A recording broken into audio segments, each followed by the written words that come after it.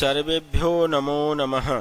प्रिय विद्यार्थियों, आज के वीडियो में 10वीं कक्षा के व्याकरण के अंतर्गत विसर्ग संधि में उत्व संधि की चर्चा करने जा रहा हूं। प्रिय विद्यार्थियों, मेरे YouTube चैनल का नाम है CBSE संस्कृत। यदि आपने किसी ने अभी तक सब्सक्राइब नहीं किया है तो जरूर सब्सक्राइब कर लीजिएगा, जिससे कि आपको समय समय पर मेरे सारे नोटिफिकेशन मिलते रहेंगे। तो आइए देखते हैं उत्व संधि। विसर्ग संधि के अंतर्गत उत्व संधि। उत्व संधि का मतलब बच्चों होता है विसर्ग को ऊ बनाना। सबसे पहले विसर्ग को ऊ बनाएंगे, ठीक है। अब जब ऊ कब बनेगा उसको पहले देख लेते हैं कि विसर्ग से पहले अ हो। विसर्ग से पहले अ होना चाहिए। जैसे हम बोलते हैं ना रामः, तो रामः में विसर्ग से पहले म में अ है। तो विसर्ग से पहले अ हो तथा विसर्ग के बाद, और उस विसर्ग के बाद क्या होना चाहिए? अ किसी भी वर्ग का तृतीय चतुर्थ पंचम वर्ण तथा यरलव ह आने पर विसर्ग को ऊ हो जाता है। और ऊ करने के बाद जब ऊ बन जाता है वो फिर क्या होता है? अ तथा ऊ मिलकर गुण संधि के नियम से ओ बन जाते हैं। फिर अ तथा ऊ मिलकर गुण संधि के नियम से ओ बन जाते हैं। और बाद वाले अ को, जो बाद में जो अ रहता है उस अ को अवग्रह चिन्ह, ये जो ऐसे जैसा लिखा है ना, इसको बोलते हैं अवग्रह चिन्ह। बाद वाले अ को अवग्रह चिन्ह में भी बदल दिया जाता है। केवल बाद में अ रहेगा तो उसको अवग्रह चिन्ह में बदलेंगे। तीसरा, चौथा, पांचवा यरलव ह, इनमें से कोई भी अक्षर आएगा तो उसको कुछ नहीं करना, सीधे विसर्ग को ओ में बदल देंगे हम लोग। अब देखते हैं उदाहरण देखेंगे तो बिल्कुल अच्छे से समझ में आ जाएगा। रामः प्लस अस्ति, रामः प्लस अस्ति। यहाँ पे इस विसर्ग से पहले क्या है? यहाँ पे अ है, ये अ है। कैसे अ है? नहीं, राम को पूरा स्प्लिट करके देखिए। र हलन प्लस आ, म हलन प्लस अ, फिर विसर्ग। तो विसर्ग से पहले क्या आया? अ आया। तो विसर्ग से पहले अ हो, ये मैंने नियम बताया। विसर्ग से पहले अ हो तथा विसर्ग के बाद, इस विसर्ग के बाद क्या होना चाहिए? अ, इस जगह पे अ होना चाहिए। या फिर किसी भी वर्ग का तीसरा चौथा पांचवा वर्ण। तो तीसरा चौथा पांचवा वर्ण मतलब क्या है? जैसे कवर का ग घ ङ, च वर्ग का ज झ य, ट वर्ग का ड ढ ण, और त वर्ग का द ध न, तथा प वर्ग का ब भ म। 15 अक्षर हो गए। 5 वर्ग होते हैं, 5 या 15 अक्षर। या फिर यरलव ह, यरलव ह, वो 5 अक्षर। तो 15 और 5 20, और 1 हो जाएगा और 21। तो इस जगह पे विसर्ग के बाद 21 अक्षर आना चाहिए। 21 अक्षरों में से कोई भी अक्षर आएगा। तब क्या कर देंगे? विसर्ग को हम कर देंगे ऊ। इस विसर्ग को ऊ कर देंगे। अब ऊ करने के बाद ये अ, राम का अ और ये अ दोनों मिलकर के बन जाएंगे गुण संधि के नियम से। ये जो है ना, गुण संधि के नियम से ओ बन जाएगा। तो कुल मिलाकर के क्या हुआ? विसर्ग को ओ कर दिया हम लोगों ने। कुल मिलाकर के क्या बना? नहीं, विसर्ग को ओ बनाया हम लोगों ने। अब देखिए, राम प्लस ओ, हलंत म है राम, जब अ चला गया तो म हलंत बच गया राम, और राम में ओ मिलकर के रामो, रामो बना।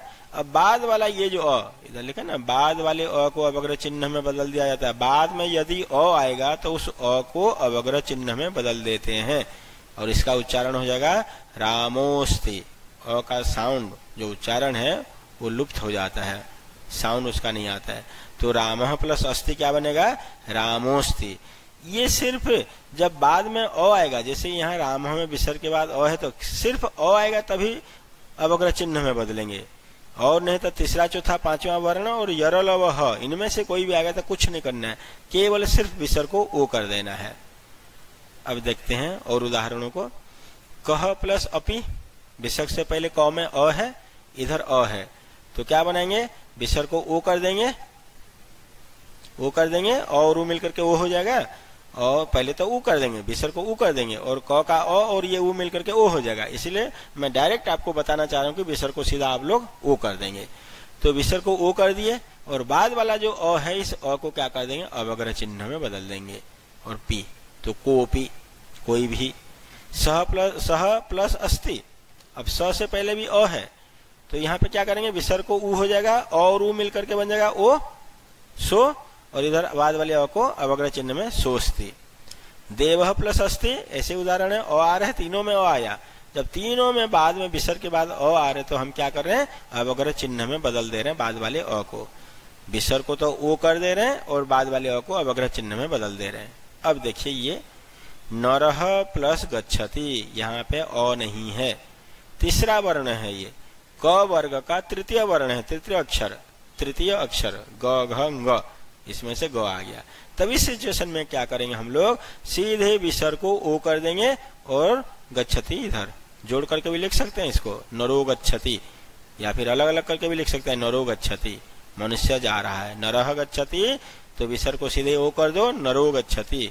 रामः प्लस जयति तो रामः जयति, तो विसर्ग को ओ कर देंगे, रामो जयति। देवः प्लस नमति, यहाँ पे विसर्ग से पहले देव में अ है और बाद में ये पंचम वर्ण है, तवर का तथ दध न पांचवा वर्ण है, तब भी क्या हो जाएगा, विसर्ग को ओ करेंगे और बाद वाला नमति लिख देंगे, देवः नमति देवो नमति। तो कुल मिलाकर के इस उदाहरण में और इस उदाहरण में क्या फर्क हुआ, नहीं इस उदाहरण में विसर्ग के बाद अ आ रहा है तो हम क्या कर देंगे, विसर्ग को अवग्रह चिन्ह में, ये सिर्फ अ के लिए है, जब भी अ आएगा तभी अवग्रह चिन्ह में बदलोगे।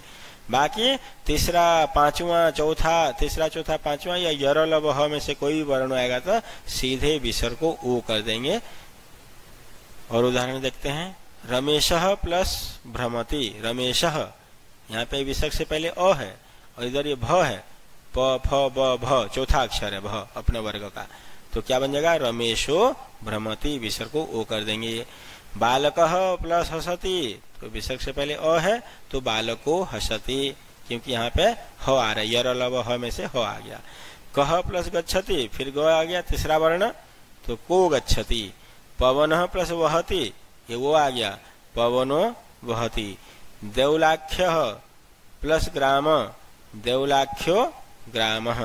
तो प्यारे बच्चों क्या समझ में आया, नहीं विसर्ग से पहले, जब विसर्ग से पहले अ होना चाहिए और विसर्ग के बाद में अ आने पे क्या हो जाएगा, विसर्ग को उ में बदल देंगे और अ और उ मिलकर के ओ हो जाएगा, बाद वाला अ को अवग्रह चिन्ह में बदल देंगे। अवग्रह चिन्ह में तब बदलेंगे जब बाद में अ आएगा, और तीसरा चौथा पांचवा और यर लव ह में से कोई वर्ण आएगा तो सिर्फ विसर्ग को ओ कर देंगे। ठीक है, मुझे लग रहा है अब ये उदाहरण सब देख करके आप सबको समझ में आ गया होगा। थैंक यू, धन्यवाद, नमो नमः।